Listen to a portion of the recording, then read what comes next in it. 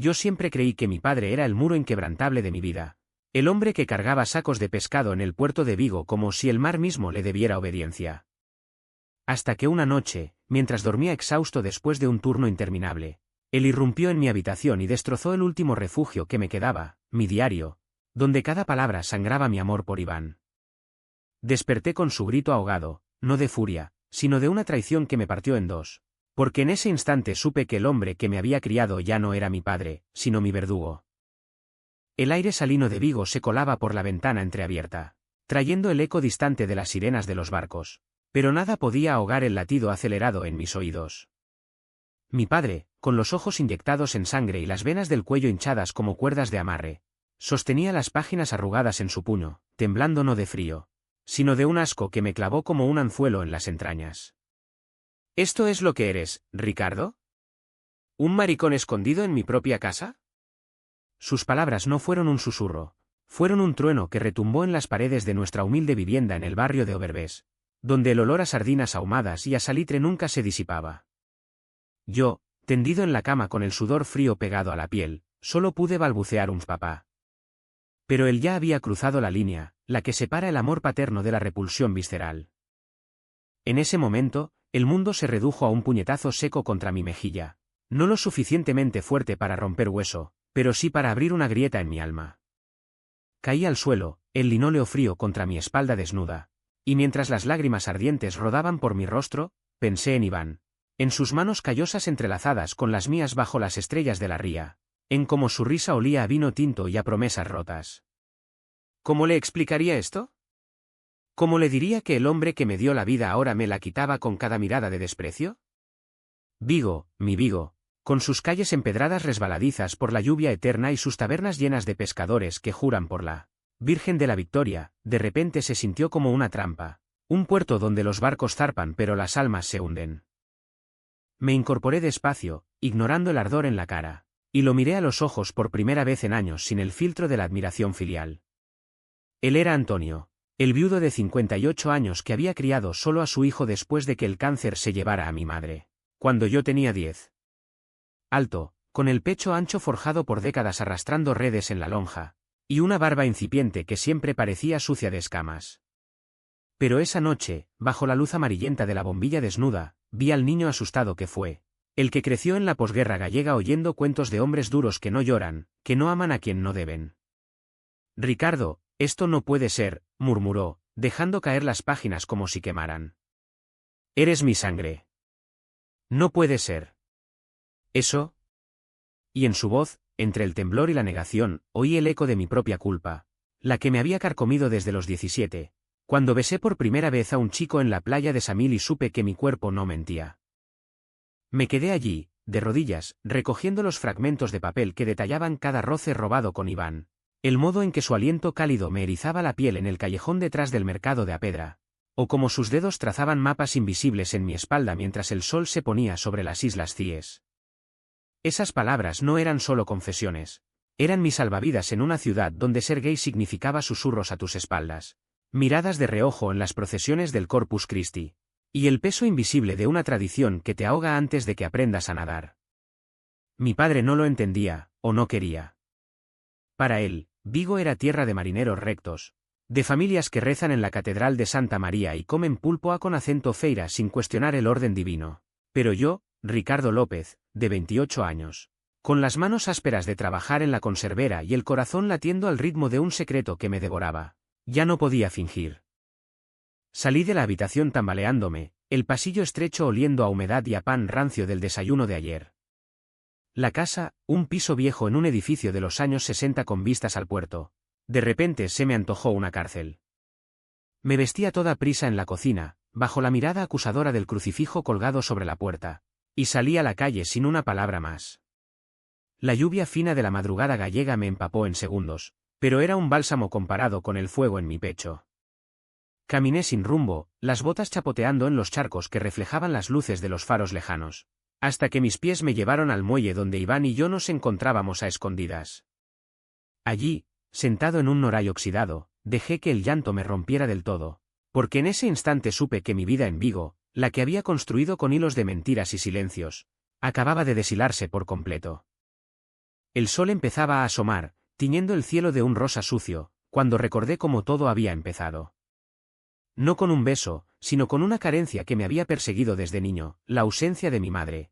Esa mujer de ojos verdes que cantaba fados mientras pelaba patatas, y que dejó un vacío que mi padre llenó con reglas y silencios. Él me enseñó a ser hombre, a atar nudos firmes, a beber orujo sin pestañear, a ignorar el dolor como si fuera una ola que pasa. Pero nunca me enseñó a amar, no de verdad. Así que crecí en las sombras de la lonja, descargando cajas de atún hasta que los músculos me dolían, soñando con cuerpos que no eran los míos, con caricias que la iglesia de mi barrio condenaba desde el púlpito.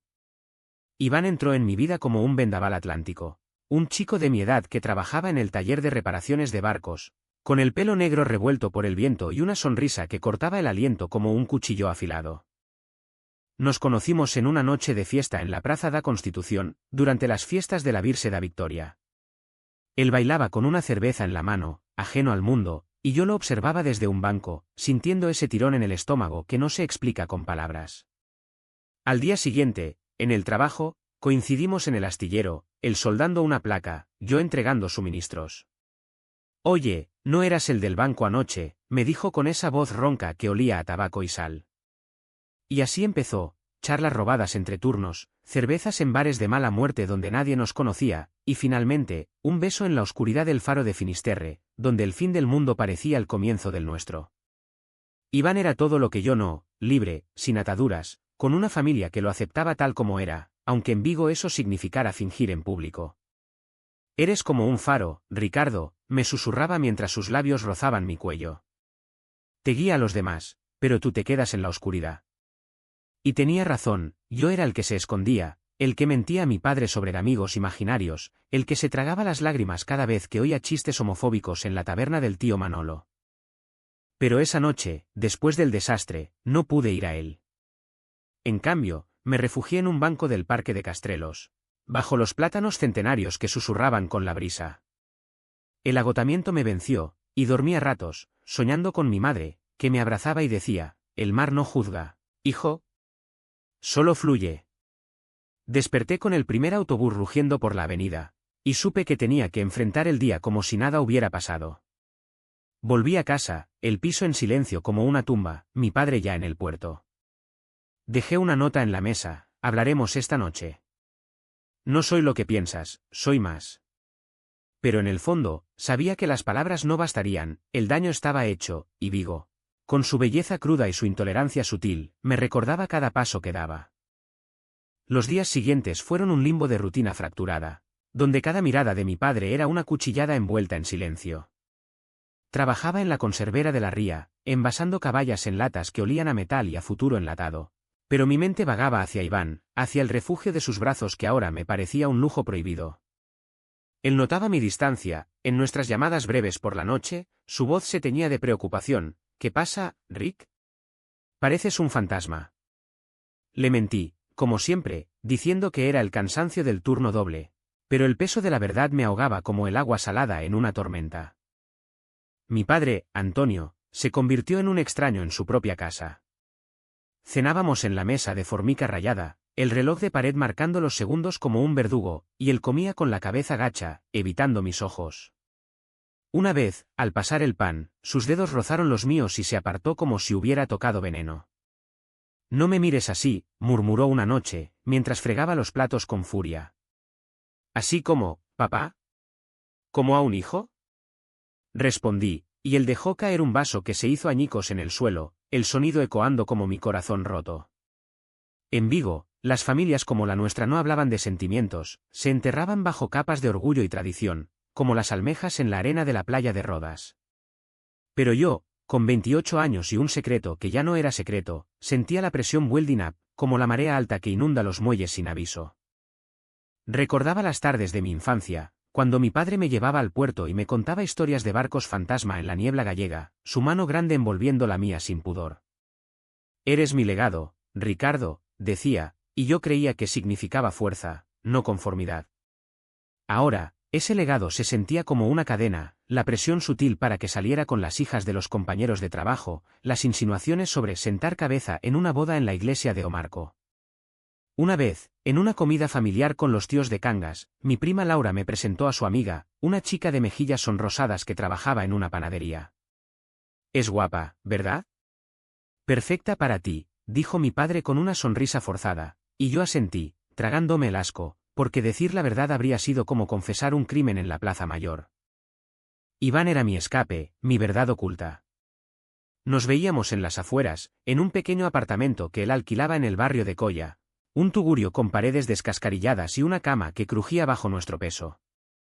Allí, desnudos bajo la luz tenue de una lámpara de aceite, podíamos ser nosotros, él trazando la curva de mi cadera con labios hambrientos, yo perdiéndome en el calor de su pecho, donde latía un corazón que no juzgaba.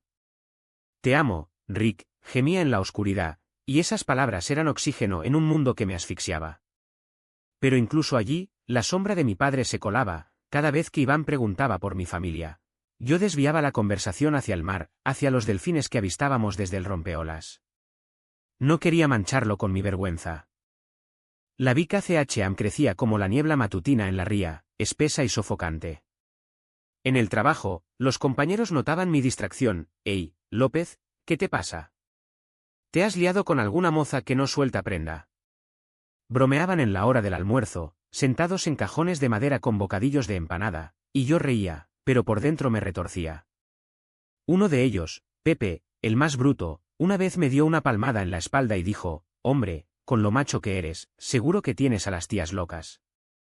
No seas como esos maricones de la tele».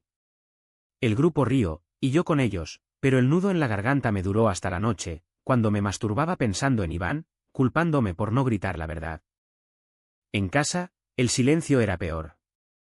Mi padre empezó a llegar tarde, oliendo a vino y a humo de taberna, y yo lo oía murmurar en la sala, hablando solo o quizás rezando a la Virgen que presidía el altar improvisado en el aparador. Una noche, encontré una botella vacía de queimada en la basura, y supe que el hombre fuerte se estaba desmoronando. Intenté hablarle, una tarde de domingo cuando la lluvia azotaba las ventanas como dedos impacientes. «Papá, lo que leíste. No cambia quién soy para ti. ¿Soy tu hijo?» Él se giró desde el sillón, los ojos rojos como los de un toro herido. «Cambia todo, Ricardo. ¿Qué dirá la gente? ¿Qué dirán en el puerto? Eres una vergüenza». Sus palabras me golpearon como olas contra las rocas de Cies, erosionando mi autoestima pedazo a pedazo. Me fui a mi habitación, cerré la puerta y lloré en silencio, mordiéndome el puño para no hacer ruido, porque en Vigo, los hombres no lloran, sobreviven. Sin era mi rutina, cancelar citas con Iván por emergencias familiares, mentir a mis tíos en las reuniones de Navidad sobre una novia en Pontevedra, y cada día, mirarme al espejo y odiar la curva de mis labios que Iván besaba con devoción. Sentía la presión en el pecho, como un cabrestante apretando demasiado, y sabía que algo tenía que romperse. Pero seguía callando, por él, por la memoria de mi madre, por el miedo a perder el único hogar que conocía. Iván lo intuía, en una de nuestras noches robadas. Mientras fumábamos en el balcón con vistas a las luces del puerto, me dijo: «No puedes seguir así, amor. Te estás matando por dentro». Lo besé para callarlo, saboreando el tabaco en su lengua, pero sus palabras se clavaron como espinas. Una semana después del incidente, el DNN llegó a su punto álgido. Mi padre me confrontó en la cocina, con una carta en la mano, una que yo había escrito a Iván pero nunca envié, que se había caído de mi chaqueta. «¿Esto lo pruebas, eh? ¿Le escribes cartas de amor a un hombre?» Su voz era un rugido bajo, y por primera vez, vi lágrimas en sus ojos, no de ira, sino de un dolor que reflejaba el mío. «Sí, papá. Lo amo. Y me ama». Las palabras salieron solas, temblorosas pero firmes, y el silencio que siguió fue ensordecedor. Él se derrumbó en una silla, la cabeza entre las manos, y murmuró: «Dios mío, ¿qué he hecho mal?». Me quedé allí, paralizado, viendo cómo el muro de mi infancia se agrietaba, pero no caía. Salí dando un portazo, el eco resonando en las escaleras como un adiós prematuro. Caminé hasta el mar, las olas lamiendo mis botas en la playa de Obao, y llamé a Iván. «Ven a buscarme. No aguanto más». Él llegó en su vieja moto, el motor rugiendo como mi pulso, y me llevó a su apartamento sin preguntas. Esa noche, nos amamos con una urgencia desesperada, sus manos explorando cada cicatriz invisible, susurrando promesas contra mi piel. Pero al amanecer, con su cabeza en mi pecho, supe que el verdadero tormenta apenas empezaba. Mi padre no me echaría, me mantendría cerca para arreglarme, para salvar su orgullo en una ciudad donde el chisme viaja más rápido que el viento del noroeste. La convivencia se volvió un campo minado, donde cada paso era un riesgo calculado. Mi padre intentaba normalizarme, me inscribió en un grupo de oración en la parroquia de San Soán, donde curas de sotana raída hablaban de tentaciones del demonio y de la gracia redentora. Iba por él, sentándome en los bancos de madera pulida que olían a incienso y a culpa ajena, escuchando salmos que resonaban en mi cabeza como acusaciones. El Señor no juzga el corazón puro, decían, pero yo sentía sus ojos sobre mí, como si supieran el secreto que mi padre había confesado en voz baja al párroco. Vigo, con su devoción católica arraigada en las piedras de sus callejuelas, me hacía sentir como un hereje en su propia misa. Iván se impacientaba, nuestras reuniones se reducían a mensajes codificados, reunión en el astillero, significando un abrazo rápido en el almacén de redes. Esto te está destruyendo, Rick, me dijo una tarde, en el coche aparcado en las afueras de Baña, con el parabrisas empañado por nuestro aliento. Sus ojos, marrones como la tierra húmeda de Galicia, brillaban de frustración. Tu padre no cambiará. Déjalo ir. Pero dejarlo significaba cortar el cordón que me ataba a mi infancia, a las noches en que él me arropaba después de pesadillas, a la foto desvaída de mi madre en la repisa donde sonreía con un delantal manchado de harina. No puedo, respondí, y lo besé con fuerza, como si su sabor pudiera borrar la duda. La TNTHNGLP era sutil, como la lluvia que cala sin que te des cuenta. Mi padre empezó a invitar a amigos a casa, viejos del puerto, con manos nudosas y anécdotas de tormentas pasadas, que me miraban con lástima velada. Ricardo necesita una mujer buena, comentaba uno, y mi padre asentía, sirviendo vino de la Ribeira Sacra. Yo me excusaba, subía a mi habitación y escribía en un nuevo diario, escondido bajo el colchón, páginas llenas de rabia y anhelo. Una noche, después de una de esas cenas, lo oí en la sala, es mi hijo, pero ha caído en malas compañías. El cuchillo se hundió más profundo, me sentía como una caballa eviscerada en la lonja, expuesto y sin entrañas. En el trabajo, el chisme empezó a filtrarse. Pepe, el bromista, me pilló una vez con el móvil, riendo a un mensaje de Iván. ¿Novia nueva? Enséñala. Mentí, pero la semilla estaba plantada.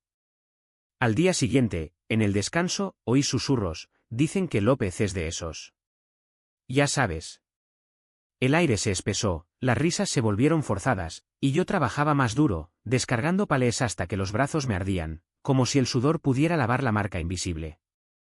Vigo no perdonaba, era una ciudad de puertos y procesiones, donde el escándalo se propaga como el mejillón en las boyas, adhiriéndose y no soltando. HY se convirtió en hábito. Rechacé una promoción en la conservera porque implicaba viajes con el equipo, noches en hoteles donde no podría llamar a Iván sin sospechas. En cambio, me quedé en turnos nocturnos, solo con el zumbido de las máquinas y el eco de mis pensamientos. Por la familia, me repetía, pero era por el miedo, el que me paralizaba como el frío del Cantábrico en invierno. Mi padre lo notaba, y en raros momentos de tregua, me daba palmadas en la espalda, así se hace, hijo. Aguanta. Pero su orgullo era una cárcel dorada, y yo, el prisionero voluntario. Una mañana de sábado, la DNN alcanzó un pico insoportable.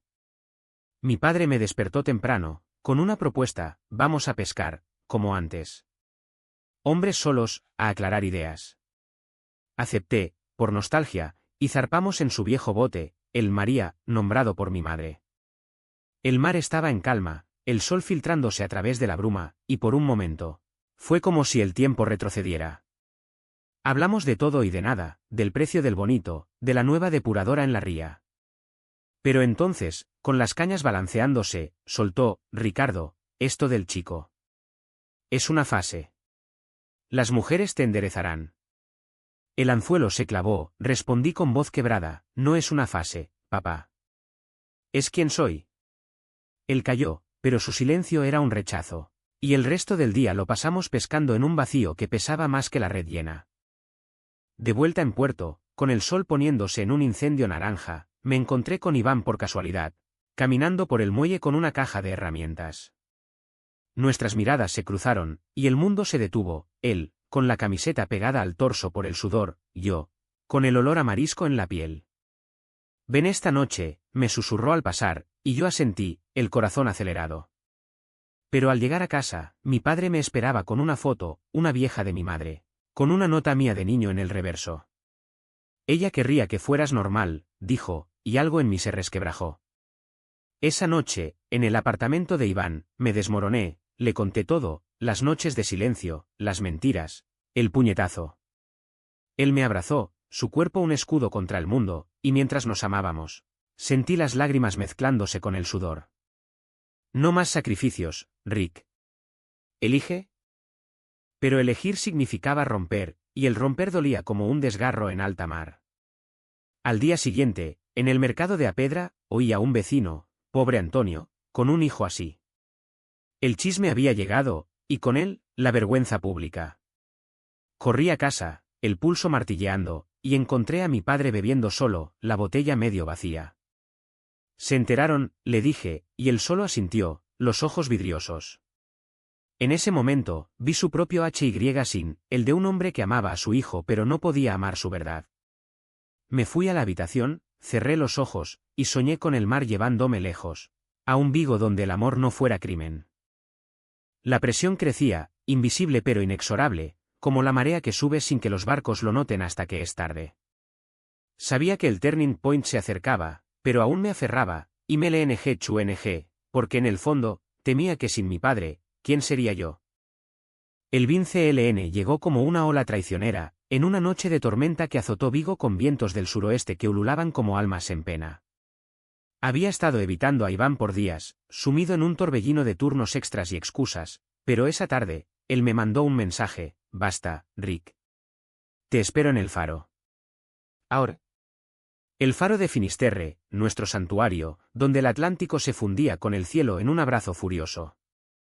Fui, impulsado por una urgencia que me quemaba las venas, la lluvia empapándome hasta los huesos mientras conducía la vieja Seat por carreteras resbaladizas.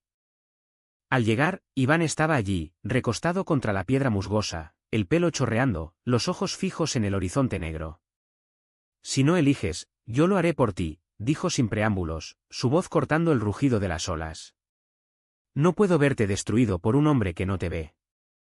Intenté explicarle, balbucear sobre lealtad filial, sobre el peso de la sangre, pero él me interrumpió con un beso salado por la lluvia, urgente y desesperado. Nos amamos allí mismo, contra la pared del faro, el mundo disolviéndose en el calor de su piel contra la mía, sus gemidos ahogados por el trueno. Fue catarsis y condena, en sus brazos, me sentía vivo, pero al terminar, con el cuerpo entumecido y el alma expuesta, supe que había cruzado un umbral. Regresé a casa pasada la medianoche, el coche patinando en los charcos, el corazón latiendo al ritmo de un tambor de guerra. La casa estaba a oscuras, salvo por una franja de luz bajo la puerta de mi padre. Entré sigiloso, pero el suelo crujió, y él surgió de la sala como un espectro, con una linterna en la mano y el rostro demacrado. ¿Dónde has estado? Su voz era un siseo, pero en sus ojos vi la verdad. Había revisado mi teléfono, que dejé cargando en la cocina. Con él, ¿verdad? Con ese. Iván. El nombre salió como un veneno, y antes de que pudiera negar, me abofeteó, esta vez con fuerza, el anillo de su dedo me abrió la ceja, sangre caliente rodando por mi mejilla. Caí de rodillas, el dolor físico un eco del emocional, y en ese instante, el mundo se volvió rojo. Basta, papá. Te odio por esto.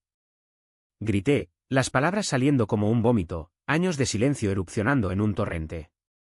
Él se quedó paralizado, la linterna temblando en su mano, iluminando su rostro surcado de arrugas como mapas de un viaje fallido. Eres mi ruina, murmuró, pero no era ira, era derrota, la de un hombre que veía su mundo desmoronarse. Me levanté, tambaleante, y lo enfrenté: no soy tu posesión. Soy gay, papá. Amo a Iván. Y si no puedes aceptarlo, entonces vete tú de mi vida. El silencio que siguió fue ensordecedor, roto solo por la lluvia martilleando el tejado. El AON me invadió como una corriente fría, el labio partido sangrando en mi boca, el peso de su mirada que ya no era de padre, sino de extraño.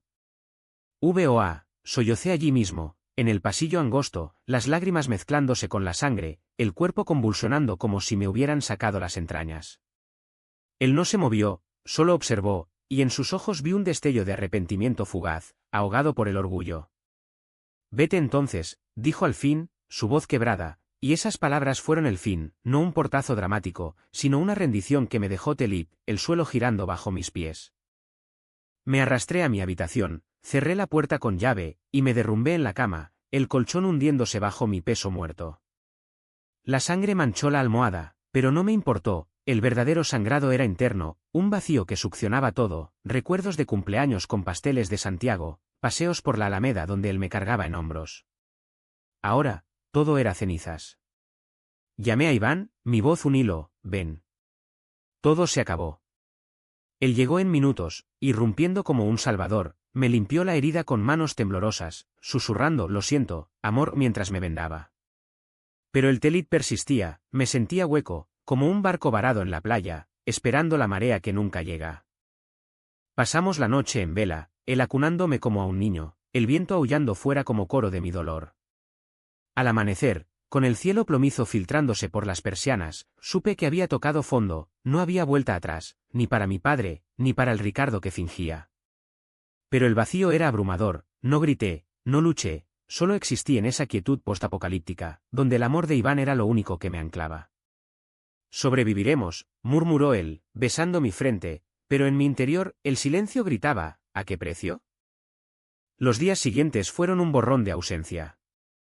Mi padre no volvió a casa esa noche, supe por un vecino que se quedó en la taberna hasta el alba, bebiendo con los fantasmas de su juventud.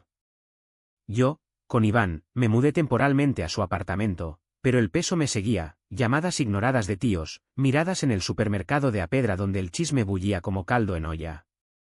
El turning point no resolvió nada, solo abrió la herida, y el sangrado continuaba, lento y persistente, recordándome que en Vigo, las tormentas no limpian, empapan. El Cao Trao no fue un estallido de gritos en la Plaza Mayor, ni una confrontación bajo la lluvia torrencial, fue algo más íntimo, más desgarrador, una conversación en la cocina de mi infancia, bajo la luz fría del fluorescente que parpadeaba como un corazón errático.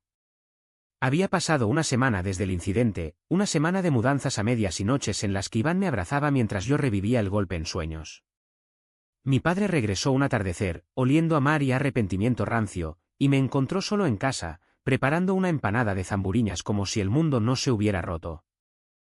Se sentó a la mesa sin decir palabra, las manos entrelazadas sobre el mantel de hule floreado que mi madre cosió hace décadas. Yo seguía amasando la masa, los dedos hundidos en la harina pegajosa, el silencio espeso como la niebla en la ría. «Ricardo», empezó al fin, su voz ronca por el orujo no digerido. «No sé cómo arreglar esto». Levanté la vista, el rodillo temblando en mi mano, y por primera vez, no vi al verdugo, sino al hombre roto, con ojeras como moretones bajo los ojos. «No se arregla, papá». «¿Se acepta?» Las palabras salieron calmadas, sin veneno, pero cargadas de la verdad que había ensayado en silencio 1000 veces. Él bajó la cabeza, los hombros encorvados como un marinero bajo el peso de la red. «Tu madre». Ella siempre dijo que el amor era como el mar, impredecible, pero puro. Yo la cagué.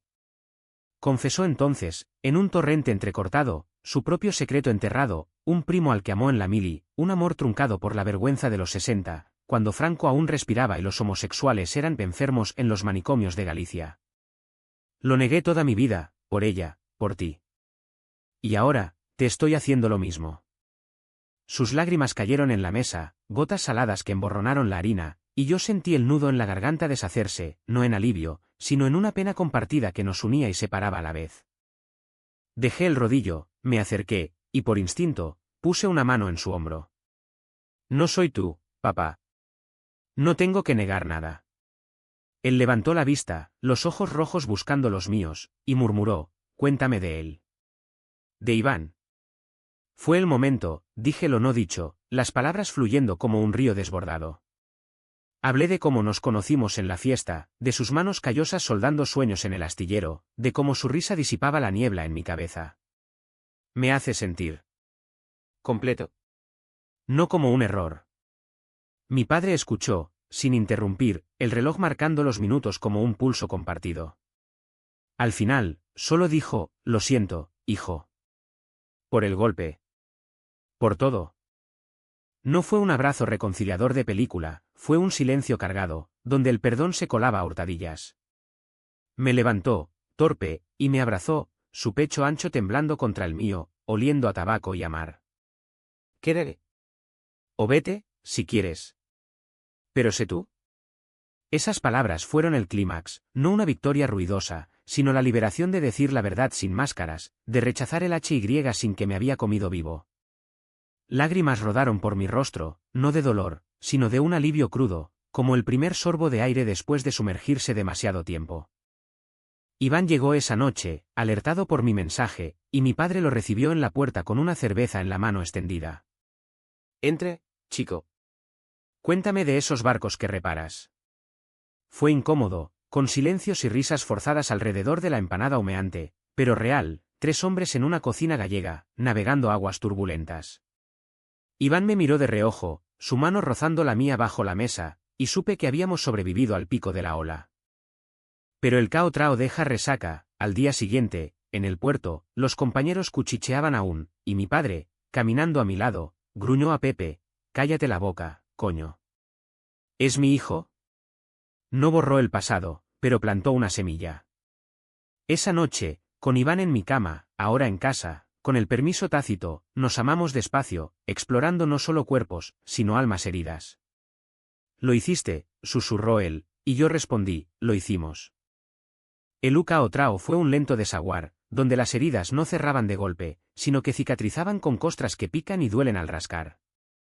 Mi padre empezó a cambiar, no en grandes gestos, sino en detalles, una palmada en la espalda sin recelo, una pregunta casual sobre ese Iván durante el café de la mañana, con el aroma a café solo y bollería fresca del horno de la esquina. Él pagó su precio en soledad, las noches en la taberna se volvieron confesiones con viejos amigos, que lo miraban con sorpresa pero sin juicio, porque en Vigo, al final, la lealtad al prójimo pesa más que el chisme. Una vez, me contó, ebrio de orujo, como el párroco le había dicho, Dios ama a todos, Antonio. Incluidos los que amamos diferente.